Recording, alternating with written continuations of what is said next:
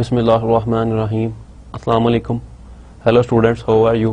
Today we'll start our course Visual Programming. Before starting our course, let's have some brief definition of Visual Programming and the course introduction. Especially the course introduction, जिसके अंदर हम decide करेंगे कि exactly हमने करना क्या है throughout our whole course. So let's start with the definition of the Visual Programming. Programming in which more than one dimension is used to convey semantics. Visual programming basically किन चीज़ों पे base करती है? Multiple dimensions के ऊपर. Means कि एक तो इसके अंदर हम नेटिव कोड लिखते हैं, सेकेंडली हम अपने कोडिंग के अंदर विजुअल एड को यूज़ करते हैं क्या शो करने के लिए, क्या आउटपुट लेने के लिए, एनी सेमेंटिक्स, कोई भी लॉजिक डेवलप करने के लिए जो कि जिसकी आउटपुट हमारी कोई भी डेस्कटॉप बेस्ड एप्लीकेशन हो सकती है या वेब बेस्ड एप्लीकेशन हो सकती है. डायग्राम, आइकन्स और demonstration of actions performed by graphical objects.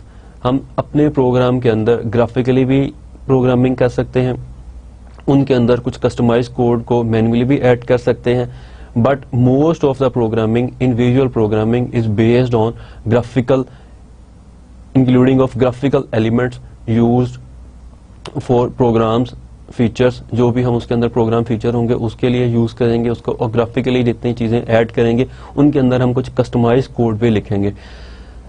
सबसे पहले स्टार्ट में हम देखेंगे कि प्रोग्रामिंग है क्या. प्रोग्रामिंग की बेसिक से स्टार्ट करेंगे, then will eventually move towards the graphical programming, visual programming. Visual programming is a methodology in which development allows programmers to grab and use of ingredients, programming ingredients like menus, buttons, text boxes and controls and other graphical elements from a toolbox. तो basically हमारे पास एक tool box होती है जिसके अंदर से हम different tools को अपने प्रोग्राम के अंदर मर्ज कर लेते हैं ड्रैग एंड ड्रॉप के जरिए. मीन के ड्रैग करते हैं उसको अपने प्रोग्राम के ऊपर, अपनी प्रोग्रामिंग स्क्रीन के ऊपर जहाँ पे हम अपना प्रोग्राम रन कर रहे होते हैं, और वहां से उसको देन अपने कस्टमाइज अंदाज में यूज कर सकते हैं.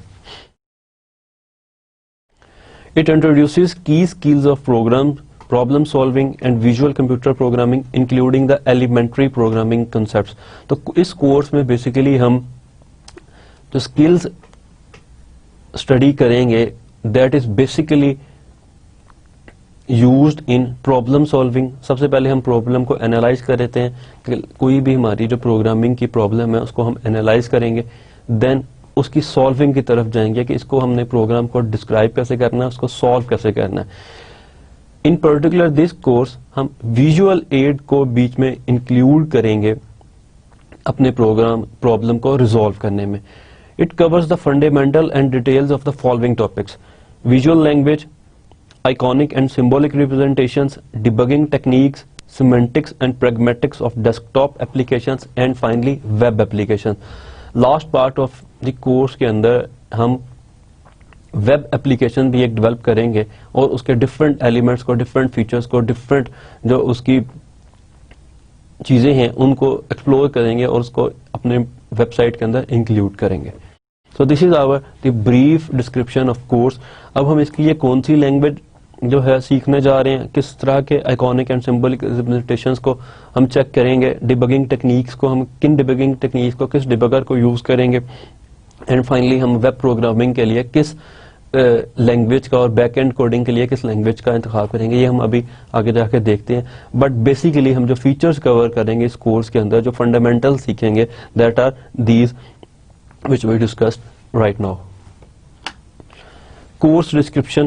Flow of course would be like this. Fundamentals of object oriented programming. तो सबसे पहले हम object oriented programming के fundamentals को चेक करेंगे, उसकी बेसिक जितनी चीजें हैं उनको देखेंगे. Console based applications using Visual C++. तो हम जो अभी लास्ट स्लाइड में डिस्कस किया था visual language, so we will use Visual C++ as a visual language. CLR based programming using Visual C++. Then हम CLR common language run time based program design करेंगे with the same help of same visual language Visual C++. Then desktop based applications using MFC and CLR. Microsoft foundation classes को हम use करेंगे desktop based applications के लिए. And in the last part we will see Visual ASP.NET for web based application. So हम ASP based applications, web applications भी design करेंगे in the end of this course. तो this is a brief course description, जिसको अभी मैंने एक ही slide में sum up करने की कोशिश की है, but hopefully when we go into details of this slide we'll cover almost 31 lectures including 32nd lecture which is review। तो हम इसको सारे का सारा जो है कोर्स को देखेंगे कि हम इन चीज़ों को किस तरह कवर करते हैं अपने कोर्स में। So what are our course objectives, हम इन सब कोर्स को कवर करने के बाद हम क्या अचीव करना चाहते हैं।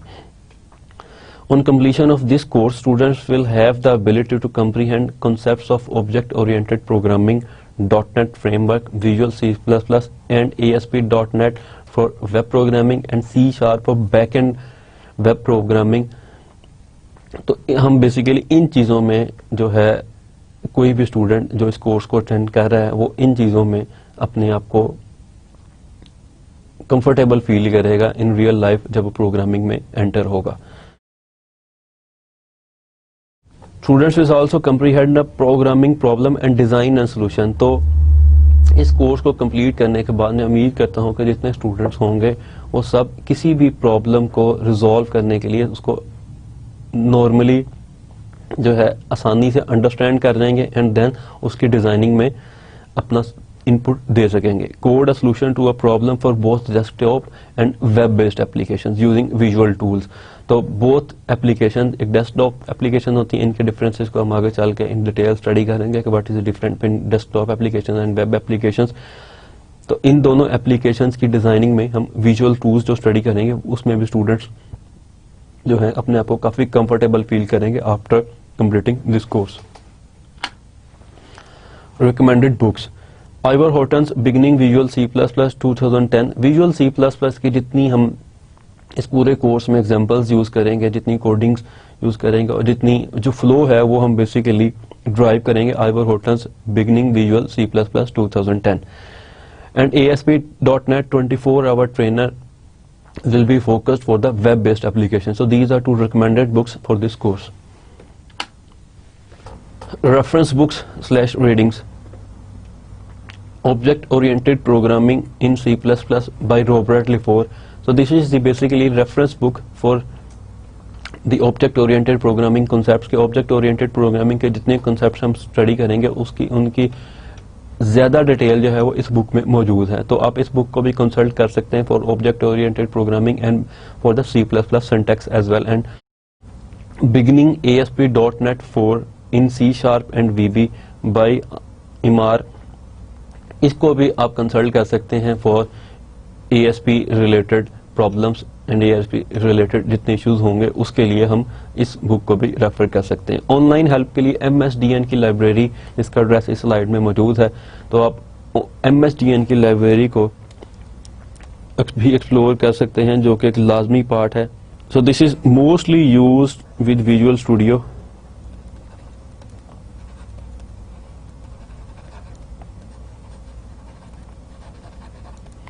हम जब विजुअल स्टूडियो में अपनी प्रोग्रामिंग कर रहे होते हैं तो मोस्टली हम जो हेल्प, ऑनलाइन हेल्प जो ले रहे होते हैं वो फ्रॉम MSDN लाइब्रेरी।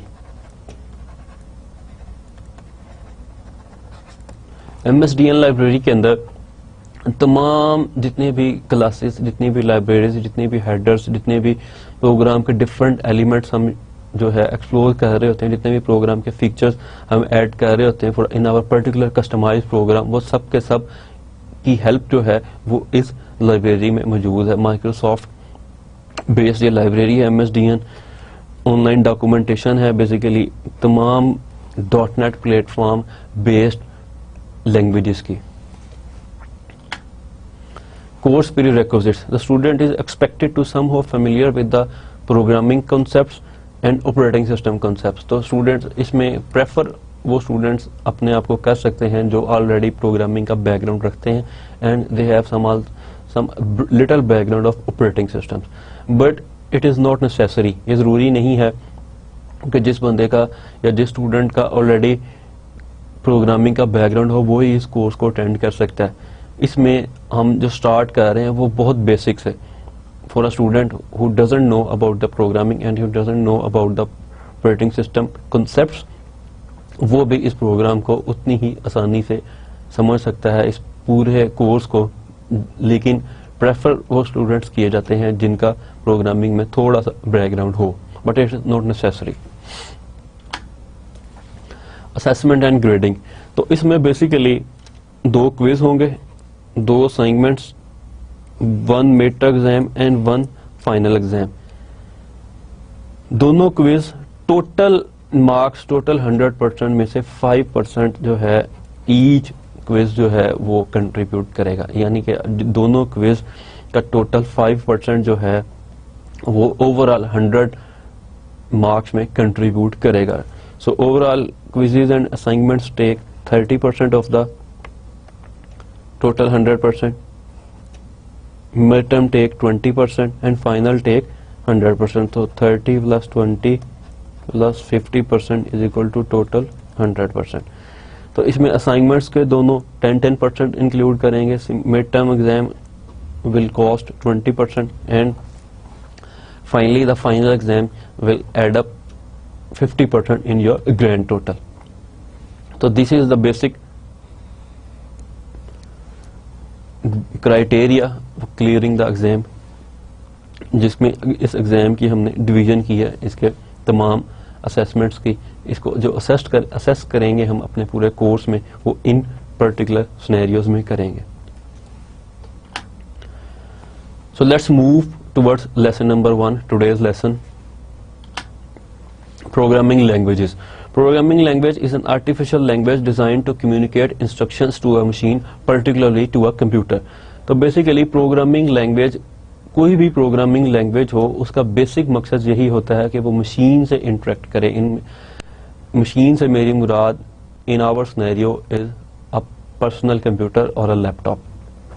तो हम क्या करते हैं प्रोग्रामिंग के अंदर, बेसिकली हम एक सेट ऑफ इंस्ट्रक्शंस डिफाइन कर रहे हैं उसके अंदर, जो क्या कर रही होती है, हमारी जो प्रॉब्लम होती है उसको डिफाइन कर रही होती है और उसको रिजॉल्व कर रही होती है, यानी कि हमारी प्रॉब्लम को बेसिकली एड्रेस कर रही होती है हमारा प्रोग्राम जो है। और वो जो प्रॉब्लम को एड्रेसिंग जो कर रहे होते हैं वो हमें किसी प्रोग्रामिंग लैंग्वेज के अंदर लिख रहे होते हैं।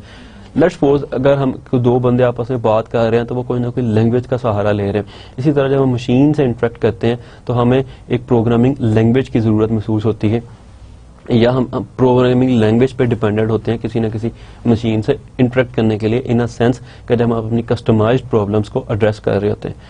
So it can be used to create instruction sets that can control the behaviour of a machine. तो हम मशीन के बिहेवियर को भी कंट्रोल कर सकते हैं इन अपने प्रोग्रामिंग लैंग्वेज के जरिए।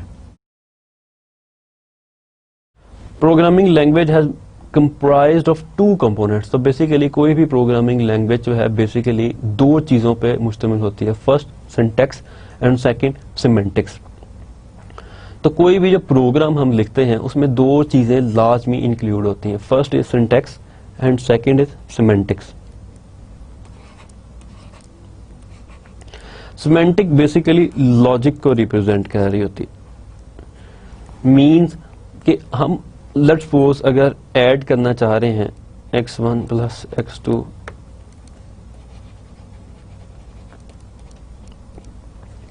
तो अब हमने ये चेक करना, ये हमारी एक बेसिक रिक्वायरमेंट है किसी भी प्रोग्राम की जो हम देख रहे हैं। लेट्स सपोज मैं एक प्रोग्राम डिजाइन करना चाह रहा हूं जिसके अंदर मैं चाहता हूं कि मैं 2 इनपुट्स दूं कंप्यूटर को और वो क्या करे, मुझे रिटर्न कर दे उन दोनों की एडिशन। तो बेसिकली हमें एक ऐसा प्रोग्राम डिजाइन करना होगा जो सबसे पहले मेरे से 2 इनपुट्स लेगा और देन उनको ऐड करेगा और उसके बाद जो रिजल्ट है वो मुझे वापस कर देगा। वापस करने का मतलब है इन अ सेंस कि वो स्क्रीन पे डिस्प्ले कर देगा। सो सिमेंटिक्स इसमें कहां इन्वॉल्व हो गई? सिमेंटिक्स ये चीज है कि मैं let's suppose x1 = 5, x2 = a, तो मैं a को 5 के साथ इन नॉर्मल सिनेरियो प्लस नहीं कर सकता क्योंकि कैरेक्टर्स को इंटीजर के साथ ऐड नहीं किया जा सकता। तो this is a basic semantic के मैंने ये चीज एक फ्लो इस तरह का बनाना है अपने प्रोग्राम के अंदर कि 5 को 5 से और 6 से 7 से मींस किसी भी इंटीजर से ही ऐड किया जा सके। लेकिन हम ये भी देखते हैं कि लेट्स सपोज 0.65 को 1.65 से भी ऐड किया जा सकता है। तो उन तमाम कॉम्बिनेशंस को भी नजर में रखना है जिनको हम यूज कर सकते हैं। इन पर्टिकुलर सिनेरियो हम ए को भी 5 से ऐड कर सकते हैं, बट इन सम सिनेरियो हम किसी एक पर्टिकुलर सिनेरियो के अंदर हम इन चीज़ों को भी आपस में ऐड करवा सकते हैं, लेकिन उसके लिए हमारी प्रोग्रामिंग की जो रिक्वायरमेंट होती है वो कुछ कस्टमाइज्ड होती है। इन पर्टिकुलर केसेस हेक्साडेसिमल जो रिप्रेजेंटेशन है लैंग्वेज की, कि जब हम हेक्साडेसिमल डाटा टाइप जो है हेक्साडेसिमल कन्वेंशन यूज कर रहे थे, तो उसके अंदर हमारे पास जो इंग्रेडिएंट्स होते हैं वो 0 से लेके ई तक होते हैं, मीन्स फ्रॉम 0 to 15। तो इनमें हम एडिशंस और मल्टीप्लिकेशन और कुछ ऑपरेशंस हैं जो लॉजिकल ऑपरेशन जिनको कहा जाता है वो हम परफॉर्म कर सकते हैं। But I am not going into the detail of this thing. Semantic ये चीज है कि मैंने इस चीज का ख्याल रखना है कि सिंपली मेरे प्रोग्राम के अंदर कहीं 5 0 से डिवाइड ना हो रहा हो। So this is a logical error in my program. Compiler को इस पर कोई इतराज नहीं होगा।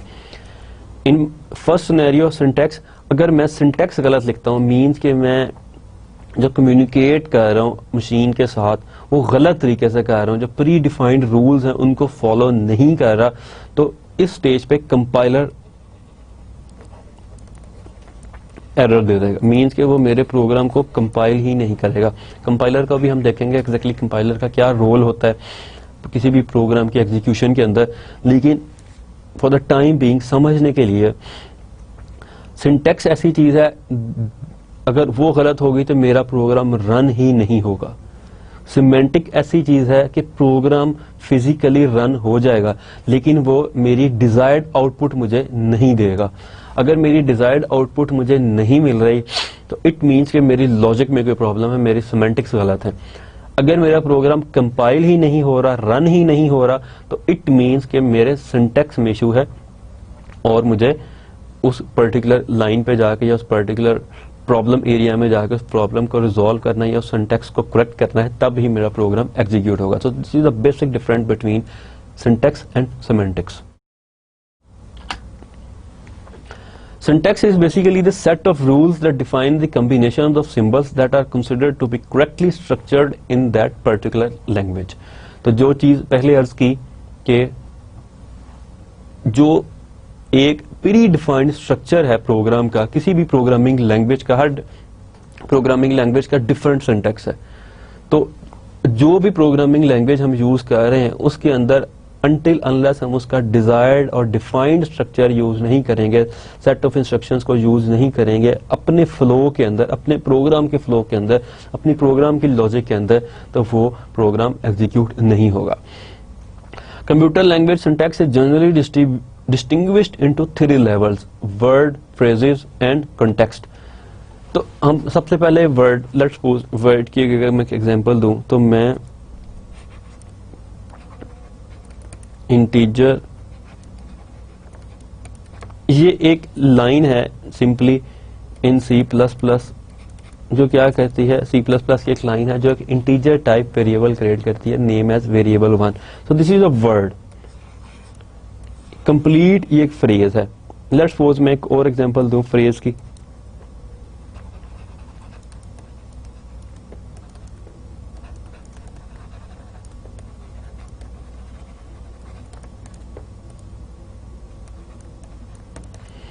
सो this is a phrase, hello students.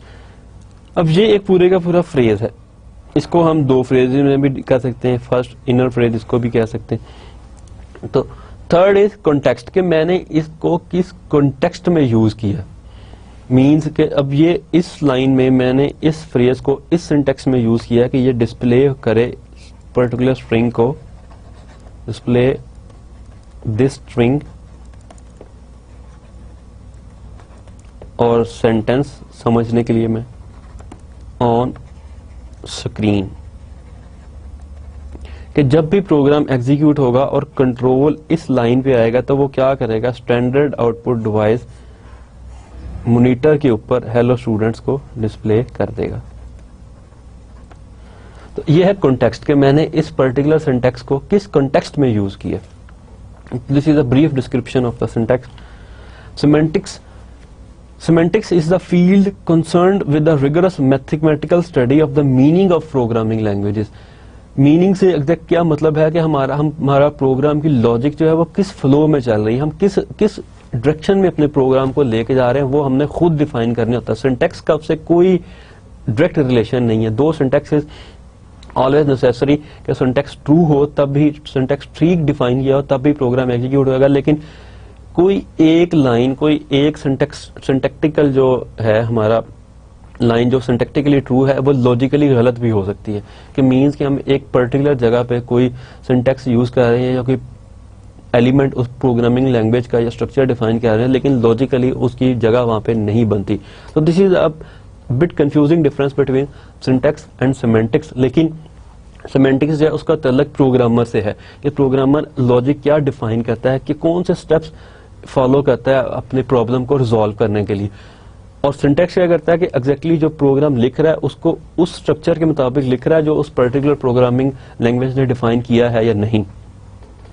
So semantics describes the process a computer follows when executing a program in the programming language. Programming languages की types. There are formally two types of programming languages. First, high-level languages and second, low-level languages. So let's see in detail these both types of languages. High-level languages. A language that supports system development at a high level of abstraction, thereby freeing the developer from keeping lots of details that are irrelevant to the problem at hand.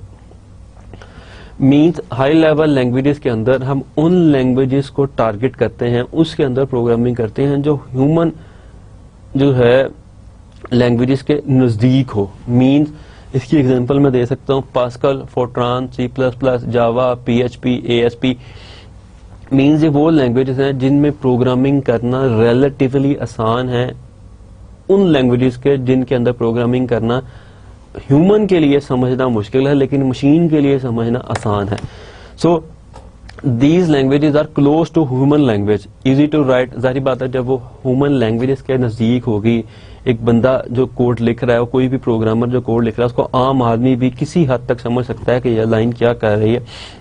Not completely understood that code, लेकिन किसी हद तक to some extent an programming illiterate person can understand that, can guess that what this particular line is doing in the program. Let's suppose ये एक line है printf hello world. Print का general कंप्यूटरॉनिक्स term में क्या मतलब है कि इस चीज को प्रिंट कर दो, मींस पेपर पे प्रिंट कर दो. तो print F hello world means अगर मैं प्रोग्रामिंग इलिटरेट हूं तो मुझे थोड़ी सी समझ आ रही है कि print F hello world means कि इस ब्रैकेट के अंदर जो कुछ लिखा है उसको प्रिंट कर दो. तो in programming languages, this is the syntax of C language. In C language print f simply displays hello world on the screen. मींस कि उसने स्क्रीन के ऊपर हेलो वर्ल्ड को प्रिंट कर दिया.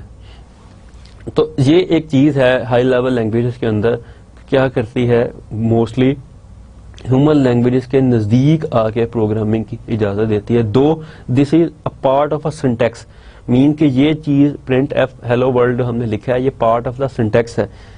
ये hello world is our customized string जिसको हम डिस्प्ले कर रहे हैं, but this print f is the part of the syntax. Means जब भी हमने स्ट्रिंग को स्क्रीन पर डिस्प्ले कराना होगा in this particular language C language, हम इसी लाइन को यूज करेंगे. दो इसकी कोई और भी वेरिएशन होंगे लेकिन मेजरली हम इसी लाइन को यूज करेंगे किसी भी स्ट्रिंग को स्क्रीन पर डिस्प्ले कराने के लिए. So this print f is the syntax. Hello world is our customized string जिसको हम डिस्प्ले कराना चाह रहे हैं, but this complete phrase is near to the human language. Low level languages. Low level languages are designed to operate and handle the entire hardware and instruction set architecture of a computer directly. तो low level languages basically वो languages हैं जो computer से directly interact करती हैं और एक level की abstraction के साथ. Means के low level languages कंप्यूटर के लिए समझने में आसानी होती है उस लैंग्वेज को, मीन्स वो डायरेक्ट या एक लेवल की एब्स्ट्रैक्शन के साथ उसको समझ सकता है, लेकिन ह्यूमन जो है लैंग्वेज उससे वो थोड़ी सी दूर हो जाती है. A programming language that provides little or no abstraction from a computer's instruction set architecture.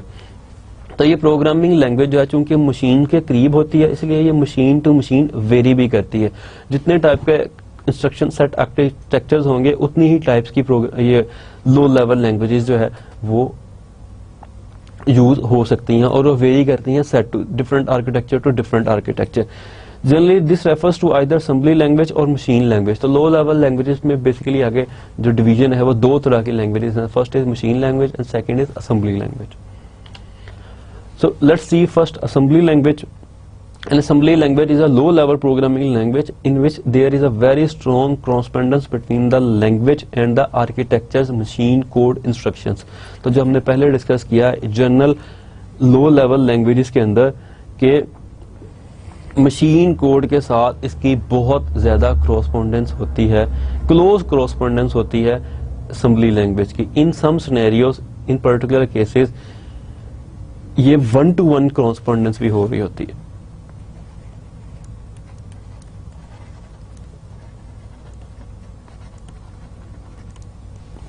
Means के जो लाइन हमने एग्जैक्ट असेंबली लैंग्वेज में लिखी है वो मशीन उसको डायरेक्टली इंटरप्रेट कर लेती है, उसको जरूरत नहीं पड़ती उसको किसी इंटरमीडिएट लैंग्वेज में कन्वर्ट करने की।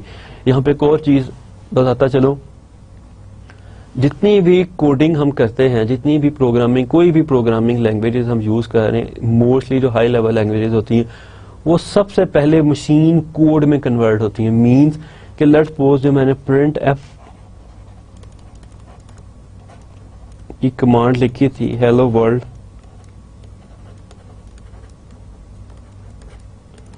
तो ये जब तक 10100001 कोई भी इनका कॉम्बिनेशन होते हैं उसमें कन्वर्ट नहीं होती, मशीन इसको अंडरस्टैंड नहीं करता कि ये एग्जैक्टली क्या लिखा हुआ है। जब पर्टिकुलर इंस्ट्रक्शन सेट आर्किटेक्चर है वो हेलो वर्ल्ड को, प्रिंट एफ को अंडरस्टैंड डायरेक्टली नहीं करता। सबसे पहले इसकी कन्वर्जन होती है मशीन कोड के अंदर। जब तक ये मशीन कोड के अंदर कन्वर्ट नहीं होता वो पर्टिकुलर मशीन इसको अंडरस्टैंड नहीं करती। Each assembly language is specific to a particular computer architecture. तो हर assembly language जो है, जैसा पहले अर्ज किया कि different computer architecture, different instruction set architecture use होते हैं different computer machines के ऊपर, तो वो उनके लिए assembly language वेरी करती रहती है with respect of that architecture. Assembly language uses symbolic operation code. Let's suppose कि अगर मैं अब यही लाइन अगर मैं क्या कर रहा हूं मूव 300 टू, तो जो कंटेंट्स इस लोकेशन पे पड़े हैं वो मूव हो रहे हैं किस पे, इस पर्टिकुलर लोकेशन के ऊपर। ये बेसिकली एक कॉपी की कमांड है जो क्या कह रही है, मूव कर रही है एक जगह से एक मेमोरी लोकेशन से ऊपर। Let's suppose this is our memory, ये 3000 को रिप्रेजेंट कर रहा है एंड दिस इज 4000। इस पे ए पड़ा हुआ है 4000 पे, तो आफ्टर दिस कमांड ए जो है वो मूव कर जाएगा 3000 के ऊपर। तो ये एक ऑपरेशन परफॉर्म कर रही है, लेकिन ये थोड़ा सा समझने में थोड़ी सी प्रॉब्लम है। अभी असेंबली लैंग्वेज है, machine language is one step next to the assembly language. तो इसलिए इसको कहा गया कि सम टाइम्स पे 1-to-1 कॉरेस्पॉन्डेंस होती है इसकी मशीन कोड के साथ। ये लाइन भी पहले कन्वर्ट होगी 1101 फॉर्मेट के अंदर, तब इसको मशीन इंटरप्रेट करेगा कि एग्जैक्टली क्या करना है। Machine language fundamental language of the computer processor. तो प्रोसेसर जो है इस लैंग्वेज को अंडरस्टैंड करता है। All programs are converted into machine language before they executed. तो किसी भी प्रोग्राम की एग्जीक्यूशन से पहले वो कन्वर्ट होता है मशीन लैंग्वेज के अंदर। वो प्रोग्राम कोई भी हो सकता है, हाई लेवल लैंग्वेज में लिखा हुआ प्रोग्राम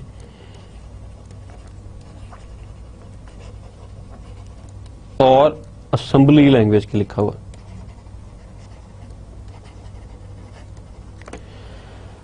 लेट्स सपोज मैं हाई लेवल लैंग्वेज में एक लाइन लिख रहा हूं, प्रिंट एफ, सेम लाइन जिसका मैंने पहले जिक्र किया।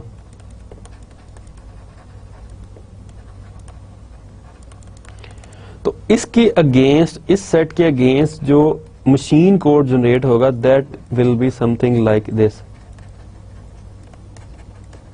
यानी कि मल्टीपल लाइंस जनरेट होंगी, not one liner, multiple lines generate होंगी। वन टू मैनी का कॉन्सेप्ट इसके अंदर यूज होता है।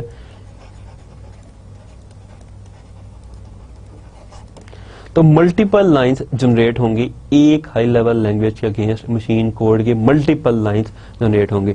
असेंबली लैंग्वेज के अंदर हमने बात की थी कि 1-to-1 क्रॉसपॉन्डिंग, तो इट मींस कि अगर मैं असेंबली लैंग्वेज की एक लाइन लिख रहा हूं, लेट्स सपोज टॉप EX, तो मे बी इसके अगेंस्ट सिर्फ एक लाइन जनरेट होता है, that is known as 1-to-1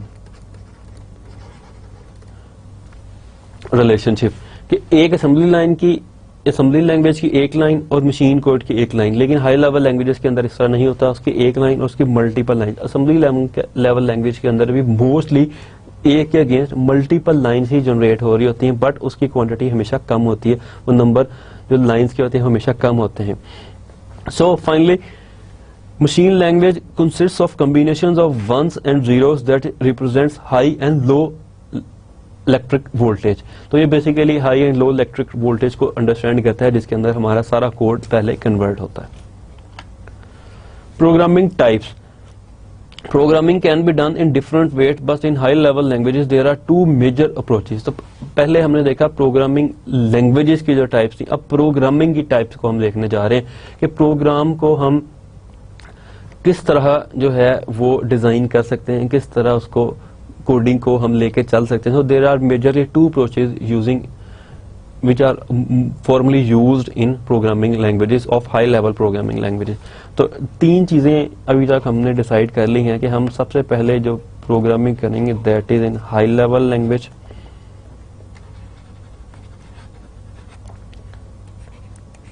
second that high level language is visual C++,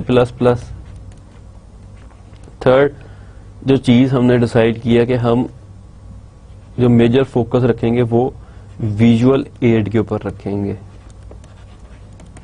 तो अब हमने C++ के लिए इन दोनों में से कोई एक अप्रोच डिसाइड करनी है कि हम किस अप्रोच को लेके विजुअल प्रोग्रामिंग को जो हमारा कोर्स है उसको लेके आगे चलेंगे। सो पहले हम इन दोनों का डिफरेंस चेक कर लें, फिर हम देखेंगे कि हमने किस अप्रोच को लेके चलना है for our programming in this course. Structured programming, structured programming is a subset of procedural programming that enforces a logical structure on the program being written to make it more efficient and easier to understand and modify। structured programming के अंदर हम क्या कहते हैं, it's a theoretical definition।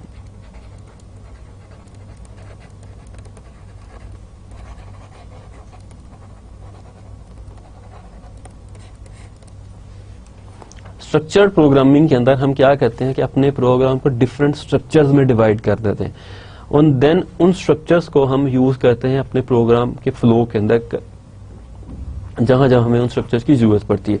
It is a technique that follows a top down design approach with block oriented structures also known as modular programming. तो जिस तरह हमने blocks in programming language blocks are known as modules, तो different modules इसके अंदर हम design कर लेते हैं, जिसको फिर मीनवाइल जिस तरह हमारी प्रोग्रामिंग इंक्रीज हो रही होती है हम उन मॉड्यूल्स के अंदर मॉडिफिकेशंस करते रहते हैं। Second is object oriented programming. Object oriented programming is a programming language model organized around objects rather actions and data rather than logic language syntax। तो इसके अंदर हम बेसिकली 2 चीजें यूज करते हैं, objects and data. Objects are usually instances of classes and are used to interact with one another to design applications and computer programming। So object oriented programs के अंदर हम basic जो fundamental unit है that are classes। Classes हम use करते हैं इसके अंदर। So let's see what are classes। Object oriented programming organizes program around a real world entity called an object or instance। Class is a construct that is used to define a distinct type। तो एक class हम इसलिए define करते हैं या इसलिए use करते हैं कि वो एक पर्टिकुलर सिनेरियो को, एक पर्टिकुलर प्रॉब्लम को, एक पर्टिकुलर डेफिनेशन प्रॉब्लम डेफिनेशन को एक बाउंड्री के अंदर, एक प्रिंसिपल के अंदर उनको डिफाइन कर देती है किसी एक टाइप को। क्लास मेजरली 2 चीजों पे मुश्तमिल होती है। फर्स्ट आर इट्स एट्रीब्यूट्स और we can say that its data members,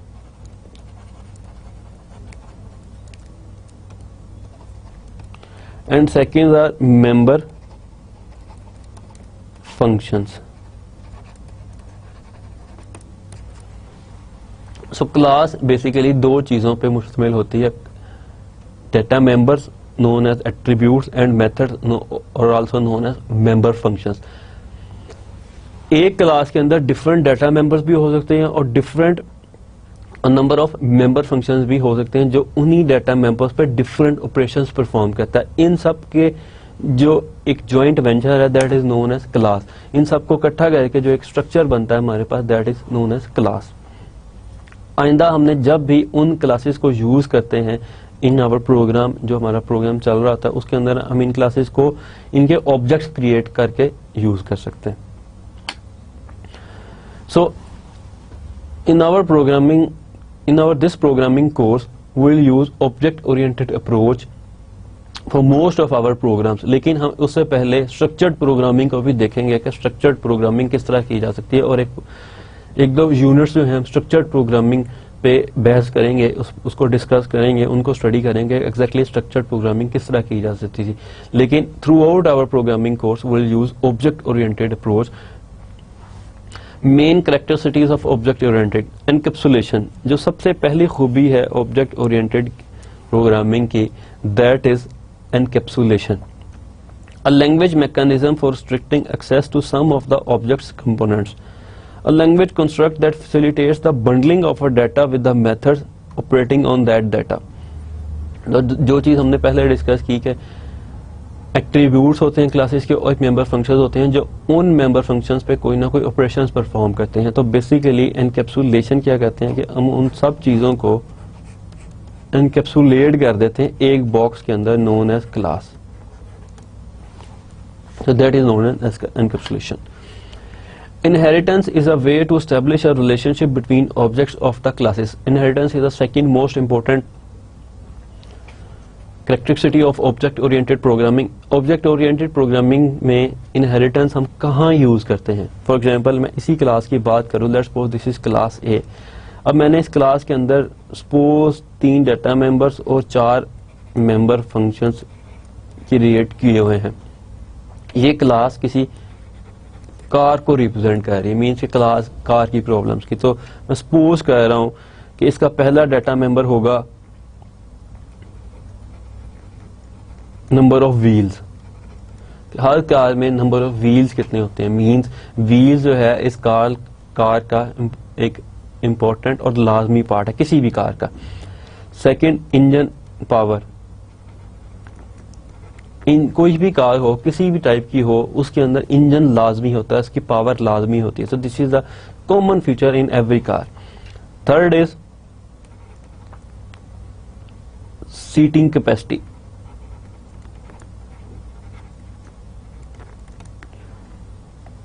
तो इस क्लास के अंदर मैंने 3 डाटा मेंबर्स डिफाइन किए। First is wheels, second engine power, third is seating capacity. अब मैं आगे इनहेरिटेंस के अंदर कोई भी अगर कार यूज कर रहा हूं, लेट्स सपोज मैं डेफिनेशन देता हूं किसी कार की, लेट्स सपोज 800 सीसी कार है, सीटिंग कैपेसिटी 4 है एंड 4 व्हील ड्राइव ही है। 4 व्हील्स हैं इस कार के, 4 सीट्स हैं इसके अंदर। तो ये पहला ऑब्जेक्ट क्रिएट किया है मैंने इस कार का जो कि इनहेरिट हो रहा है मेरी बेस कार जो है, बेस कार से जो क्लास है। सेकंड, मैं एक और कार क्रिएट करना चाह रहा हूं। First object, second object is कि ये बेसिकली ट्रेलर है, तो इसके 12 व्हील्स हैं and it is 2400 cc and seating capacity is 8। तो इन दोनों केसेस में हमने देखा कि हमारी सिर्फ वैल्यूज डिफर की हैं, जो बेसिक स्ट्रक्चर है वो सेम रहा। So class base class is used to define the basic structure of any problem. अब इसमें हमारी प्रॉब्लम ये है कि हमने डिफरेंट कार्स को कैटेगराइज करना था, तो हम इसके अंदर जितने भी चाहें कार्स को हम यूज कर सकते हैं। We'll see in detail inheritance in our further lectures. इसके अंदर इनहेरिटेंस को हम पर्टिकुलरली स्टडी करेंगे और 2 to 3 यूनिट्स जो है हम सिर्फ इनहेरिटेंस पे फोकस करेंगे, किस तरह हम इनहेरिट कर सकते हैं बेस क्लास को इन चाइल्ड क्लासेस और इन इट्स ऑब्जेक्ट्स, उन क्लास के तमाम फीचर्स को हम किस तरह यूज कर सकते हैं। Polymorphism, it is the ability to create a variable, a function और an object that has more than one form. तो पॉलीमॉर्फिज्म बेसिकली डिफाइन की जाती है कि एक क्लास को डिफरेंट शेप्स के अंदर हम यूज कर सकते हैं। मीन्स कि अगर हम डिफाइन करना चाह रहे हैं, let's suppose this is a class known as shape, एक क्लास है जिसका नाम है शेप। अब शेप के कुछ बेसिक पॉइंट्स होते हैं, x coordinate, y coordinate. Let's suppose मैं इन्हीं 2 पे स्टॉप करता हूं, x coordinate and y coordinate. अब मैं एक लाइन ड्रॉ करना चाह रहा हूं, तो मुझे इसके 2 डिफरेंट चीजें चाहिए होंगी, first starting and ending coordinates. तो मुझे लाइन ड्रॉ करने के लिए भी शेप को ही कॉल करना पड़ेगा, लेकिन विद डिफरेंट पैरामीटर्स। इसी तरह अगर मैं सर्कल क्रिएट करने जा रहा हूं या सर्कल ड्रॉ करना चाह रहा हूं, तो इसमें भी मेरे पास फर्स्ट चीज होगी कोऑर्डिनेट्स के इस पॉइंट के, और सेकंड रेडियस। तो कोऑर्डिनेट्स के लिए फिर मैं शेप को ही कॉल करूंगा कि एग्जैक्टली इन कोऑर्डिनेट्स को जो है वो रेफर कर रहा हूं। और रेडियस क्योंकि इस सर्कल की प्रॉपर्टी है, तो रेडियस को मैं डिफाइन करूंगा सर्कल के अंदर। तो बेसिकली एक क्लास को या एक ही फंक्शन को, शेप के फंक्शन को, मैं शेप को ड्रॉ कर रहा हूं, इस शेप के फंक्शन को डिफरेंट कॉन्टेक्स्ट के अंदर कॉल करूंगा विद डिफरेंट पैरामीटर्स, लेकिन कॉल हमेशा शेप को ही करूंगा। मीन कि जब मैंने लाइन ड्रॉ करनी है तो मैं फंक्शन कॉल करूंगा draw simply with parameters of line parameters. Then जब मैंने सर्कल ड्रॉ करना है तो मैं कॉल करूंगा सिंपल सर्कल क्लास को, और पैरामीटर्स यहां पे पास कर रहा हूं that are circle parameters x1 y1 and radius 1। यहां पे x1 y1 and x2 y2। तो इस शेप क्लास के अंदर मैंने एक ड्रॉ का फंक्शन लिखा हुआ है जो कि डिफरेंट शेप्स को ड्रॉ करने के काम आता है। So this is known as polymorphism, के मीन्स के मैंने एक ही ड्रॉ फंक्शंस को यूज किया है डिफरेंट शेप्स ड्रॉ करने के लिए। इसकी एग्जैक्ट क्या हायरार्की बनेगी वो हम देखेंगे इन पर्टिकुलर एग्जांपल जब हम इस कोर्स को इन डेप्थ स्टडी कर रहे होंगे। C++, developed by Strostrup starting in 1979 at Bell Labs. C++ was originally named with C with classes. इसका basic name जो था C++ का that is C with classes. The language was renamed C++ in 1983. ये basic history है उसकी. It is an intermediate level language as it comprises both high level and low level features. C++ is an object-oriented programming language. However, it is possible to write object-oriented or procedural code in the same program in C++. तो C++ हमें एक और facility भी देता है कि हम एक ही वक्त में एक ही प्रोग्राम के अंदर object-oriented अप्रोच को भी यूज कर सकते हैं और फॉर सम स्टेप हम procedural अप्रोच को भी यूज कर सकते हैं। C++ application domain includes following areas. तो हम C++ से किस किस्म की एप्लीकेशंस को डेवलप कर सकते हैं? सिस्टम सॉफ्टवेयर हम डिजाइन कर सकते हैं, application software, device drivers, embedded software, high performance server and client applications and video games as well. तो C++ का जो एरिया है एप्लीकेशन का, application area is very vast. इसके अंदर हम डिफरेंट कॉन्टेक्स्ट में डिफरेंट प्रोग्रामिंग टेक्निक को यूज करते हुए डिफरेंट एप्लीकेशंस जो है वो डेवलप कर सकते हैं with the help of the same C++ language. In our this course we will focus on application software specially, कि हम सिस्टम सॉफ्टवेयर को डिजाइन नहीं करने जा रहे, डिवाइस ड्राइवर्स भी नहीं, एम्बेडेड भी नहीं, हाई लेवल क्लाइंट एप्लीकेशंस भी नहीं एंड वीडियोस भी नहीं, but we will try to design an application software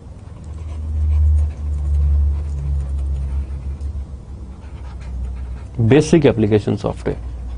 हम एक basic application software at the end of our course और at the end of our C++ section हम एक basic application software design करेंगे। C++ syntax. C++ programs built from pieces called classes and functions. C++ standard library provides rich collections of existing classes and functions for all programmers to use.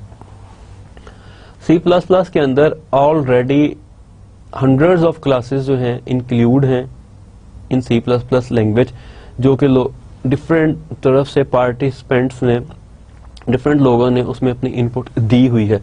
तो हमें उन libraries को use करने को prefer करेंगे। हम coding सिर्फ वहीं पे करेंगे जहां पे हमें अपना कस्टमाइज जो है प्रॉब्लम, उसकी सोल्यूशन हमें चाहिए होगी। अदरवाइज हम डिफरेंट चीजों को जो रिजल्ट लेंगे that should be from the existing C++ classes. So इस सूरत में हम कोड को रीइन्वेंट करने से बच जाएंगे। Basically we don't want to reinvent the wheel again and again. So let's see an example program in C++. This is our first lecture. We won't go in much details, but we'll see an example program. कि हम उस example program को देखते हैं और then उसको further line by line देखते हैं कि एक line क्या कर रही है. But we'll see C++ in more detail in our further lectures. Include. This is our basic simple hello world program.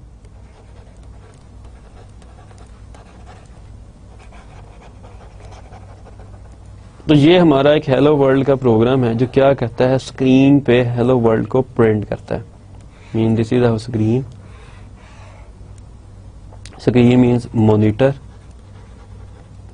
और whatever displaying device we are using. यहां पे सिंपली हेलो वर्ल्ड को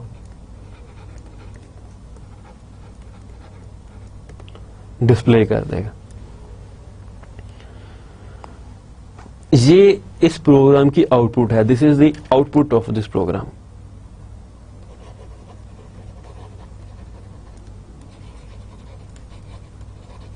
now you can see there are only 1 2 3 3 4 and 5 lines जिसकी मदद से हम ये output जो है वो गेट कर रहे हैं। अगर यही काम हमने असेंबली लैंग्वेज या मशीन कोड के अंदर करना होता है तो वही minimum we need 50 to 70 lines to do this job, which जो कि हमने इस पर्टिकुलर प्रोग्राम के अंदर सिर्फ 5 to 6 लाइन्स के अंदर की है।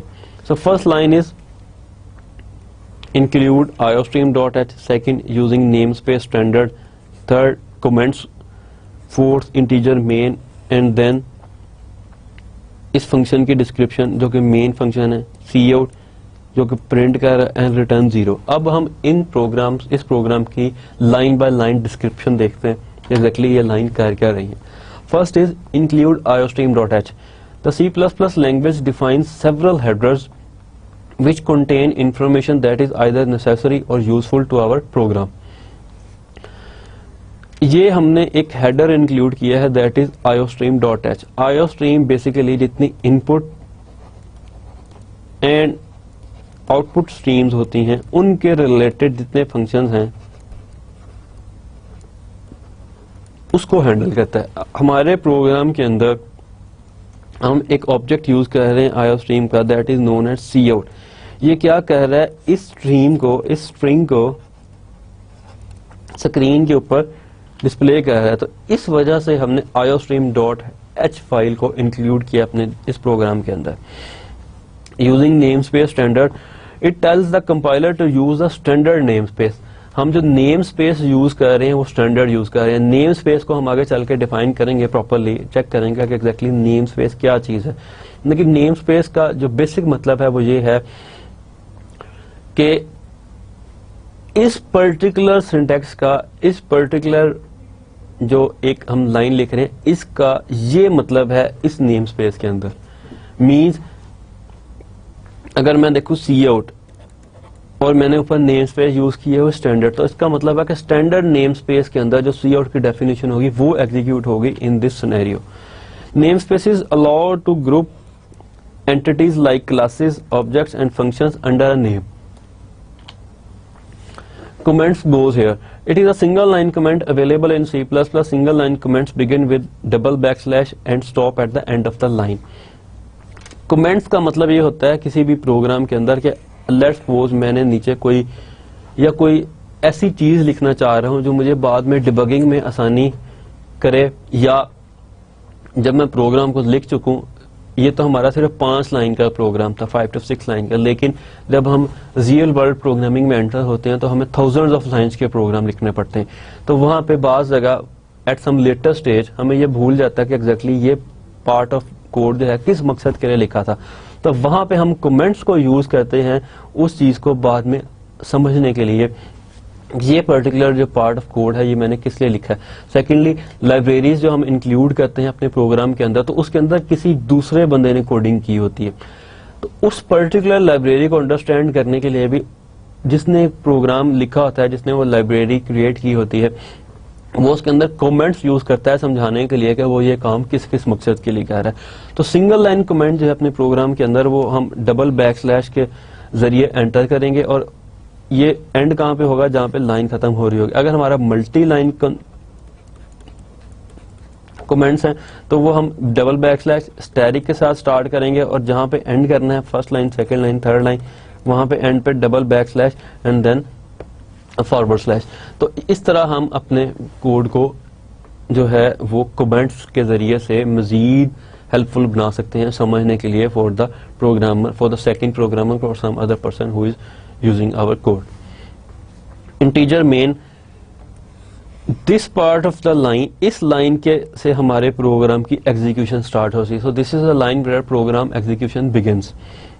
Main function with the return type integer, ये बेसिकली एक मेन फंक्शन है। मेन फंक्शन वो है जहां से हमारे प्रोग्राम की एग्जीक्यूशन स्टार्ट होती है, और इंटीजर इसकी रिटर्न टाइप है। मीन्स के पूरा प्रोग्राम एग्जीक्यूट होने के बाद जो रिटर्न करेगा, जो चीज रिटर्न करेगा, that is of something type integer. Return type को थोड़ा सा हम डिटेल में देखते हैं, but though we will see all this things in more detail in our further lectures, but still let's suppose, मैं एक एग्जांपल से समझाने की कोशिश करती हूँ कि रिटर्न टाइप क्या चीज होती है। एक फंक्शन लिखता हूं मैं ऐड,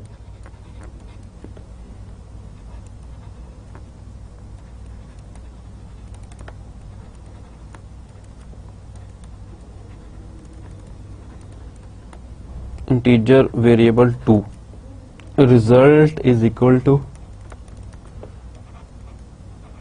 वेरिएबल 1 प्लस वेरिएबल 2। ये मैंने एक सिंपल सा फंक्शन लिखा है जिसके अंदर मैंने कुछ चीजों को जान के छोड़ दिया जो मैंने इस फंक्शन के अंदर नहीं लिखी, पर जब हम अपना कंप्लीट प्रोग्राम लिखेंगे तो हमें वो चीजें भी ऐड करनी पड़ेंगी। एक पर्टिकुलर ऐड का फंक्शन जब भी अगर हमने कहीं आगे किसी एग्जांपल में यूज किया, लेकिन फिलहाल रिटर्न टाइप समझाने के लिए मैंने एक छोटा सा प्रोग्राम लिखा है। So this is our simple add function जो मैंने अभी लिखा है। अब ये फंक्शन बेसिकली क्या कह रहा है, ये फंक्शन को जब मैं कॉल करूंगा, एक फंक्शन कॉलिंग एक चीज होती है जिसको हम आगे इन फर्दर डिटेल स्टडी करेंगे, बट लेट्स सपोज मैं अब कहता हूं कि ऐड 5 and 10। जब मैं इस लाइन को एग्जीक्यूट करूंगा, इस पर्टिकुलर लाइन को, तो ये क्या करेगा, ऐड इस फंक्शन को कॉल कर लेगा। इस फंक्शन के अंदर क्या हो रहा है, इन दोनों वेरिएबल्स को हम ऐड कर रहे हैं। मैं कह रहा हूं कि जो ऐड करके जो रिजल्ट है, जो मेरे पास एक वेरिएबल है RES का, उसके अंदर स्टोर कर दो, किसको, ऐड करके इन दोनों वैल्यूज को।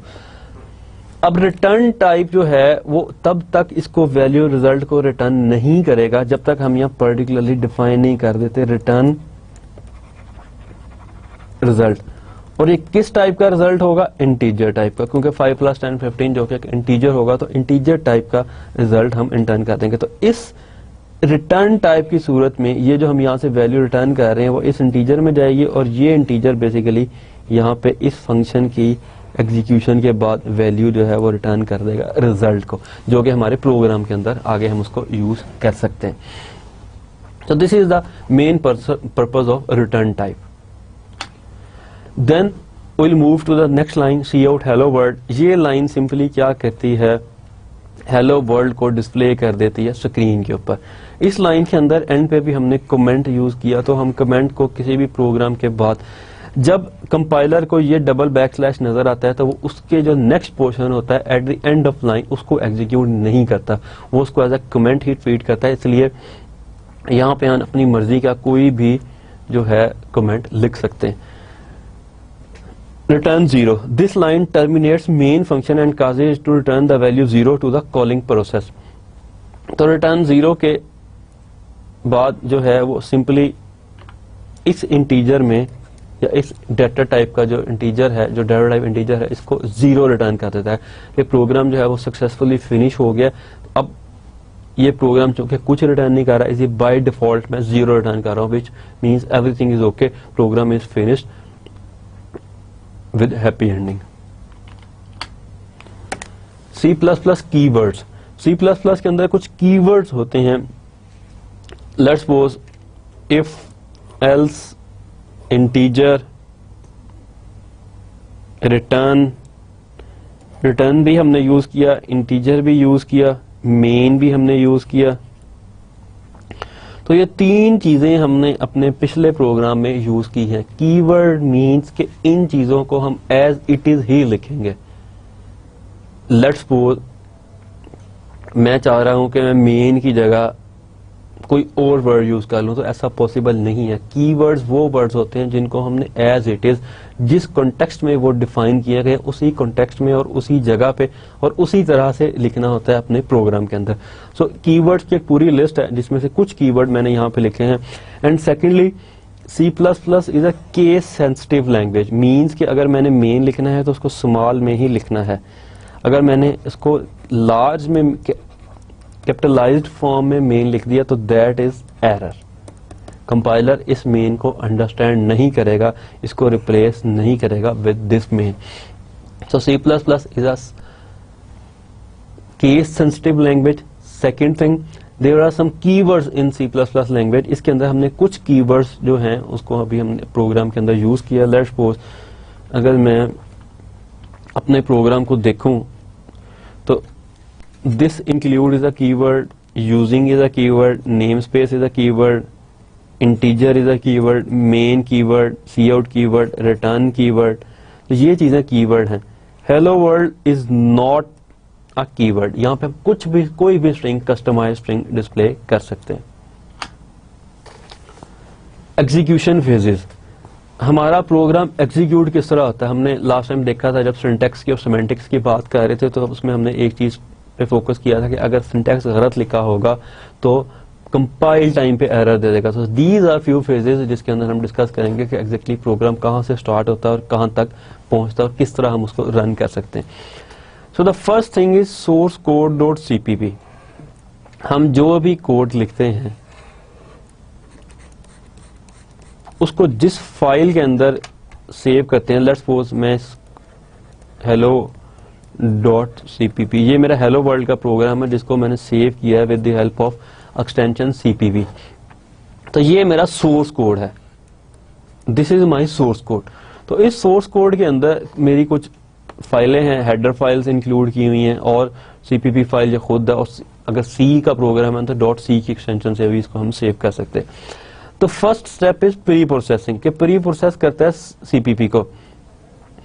इसमें वो क्या करता है, हेडर को इंक्लूड करता है। अगर कोई फंक्शंस, मैक्रो फंक्शंस यूज किए हुए, मैक्रो को भी हम आगे जाके डिटेल में देखेंगे एग्जैक्टली मैक्रो फंक्शंस क्या कहते हैं, तो उस हेडर को इंक्लूड कर देता है इसके अंदर। सेकंड स्टेप इज कंपाइलेशन, कि वो हमारे प्रोग्राम को कंपाइल करके असेंबली कोड में कन्वर्ट करता है। ये हमने अभी देखा था थोड़ी देर पहले जब लो लेवल लैंग्वेज को डिस्कस कर रहे थे कि जितने भी प्रोग्राम्स हैं, हाई लेवल प्रोग्राम्स, वो पहले मशीन कोड में कन्वर्ट होते हैं, उसके बाद वो एग्जीक्यूट होते हैं। तो मशीन कोड में कन्वर्जन का जो फर्स्ट स्टेप है वो सबसे पहले असेंबली कोड में कन्वर्ट होते हैं, उसके बाद मशीन कोड में। कंपाइलर C++ के लिए जो यूज होता है that is GCC, G++, turbo और different Borland compiler, different company के कंपाइलर हैं जो यूज होते हैं। कंपाइलर इसकी सिंटैक्स जो है वो सारा चेक करता है। इस फेज पे, कंपाइलिंग के फेज पे इसका सारा सिंटैक्स चेक होता है कि एग्जैक्टली इसने प्रोग्राम डिफाइंड स्ट्रक्चर को फॉलो किया है, जो उसके सेट रूल्स हैं उनको, रूल्स एंड स्टैंडर्ड्स हैं उनको फॉलो करके प्रोग्राम लिखा है, अपनी मर्जी तो नहीं बीच में कर दी। अगर कुछ गलत होगा कहीं पे, लेट्स सपोज मैंने अपने प्रोग्राम के अंदर अगर मेन कैपिटल में लिख दिया है तो वो इस स्टेज पे जाके एरर दे देगा कि ये मेन को ठीक करो, it is not the part of the syntax and it is also not the part of the structure, कि हमने स्ट्रक्चर के रूल्स को फॉलो नहीं किया C++ के। Then it converts into assembly code. Assembler उसको देन लिंक करता है, मशीन कोड में कन्वर्ट करता है, और मशीन कोड जो है वो आगे उसको लिंक कर देता है डायनामिक लिंक लाइब्रेरीज के साथ, स्टैटिक लाइब्रेरीज के साथ जो भी हैं। DLL फाइल्स के साथ उसको लिंक कर देता है और देन एक एग्जीक्यूटेबल फाइल जो है वो जनरेट हो जाती है in the result of linking. तो इस पूरे फेज को एग्जीक्यूशन फेज कहते हैं, जो जिसमें ये चारों स्टेप्स परफॉर्म होते हैं। First is pre processing, second is compilation, third is assembling. जब असेंबली के फेज से वो गुजरता है तो वो उसको मशीन कोड में कन्वर्ट करता है।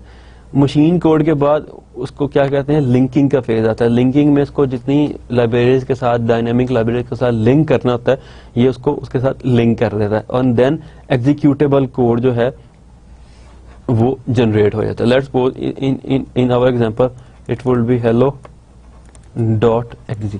इसको मैं जब भी डबल क्लिक करूंगा तो ब्लैक स्क्रीन पे मेरे सामने लाइन लिखी होगी hello world. So this is basically the execution process of our programme.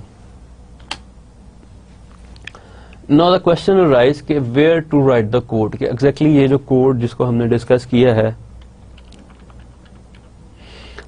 ये कोड जो है इंक्लूड आईओस्ट्रीम से लेके रिटर्न 0 तक एंड एंडिंग पैरेंथेसिस तक, ये हमने लिखना कहाँ पे है। Code editors, code can be written in any word processor that can create text files, तो इसको किसी भी वर्ड एडिटर के अंदर लिखा जा सकता है। Code can also be written on a command line, इन लाइंस को हम कमांड लाइन के ऊपर भी रन पे जाके CMD में जो कमांड प्रॉम्प्ट है हमारे पास उसके ऊपर भी लिख सकते हैं। Some code editors are Notepad, Microsoft Windows के एक्सेसरीज के अंदर एक एसेंशियल एलिमेंट है नोटपैड, इसके अंदर भी लिख सकते हैं। लाइट पैड के अंदर भी लिख सकते हैं। And then TextWrangler, Mac machines के अंदर एक नोटपैड जिसको उसको टेक्स्ट रेंगुलर का नाम दिया गया, टेक्स्ट रेंगुलर के भी इस तरह डिफरेंट टेक्स्ट एडिटर्स हैं जिनको हम यूज कर सकते हैं for writing the codes. Let's suppose Linux के अंदर अगर हम यूज कर रहे हैं तो हम विम के अंदर कोडिंग कर सकते हैं। विम एक एडिटर है जो लाइनिक्स के अंदर यूज होता है। सिमिलरली ड्रीम वीवर को भी हम यूज कर सकते हैं, नेटबीन्स को भी। There are different text editor.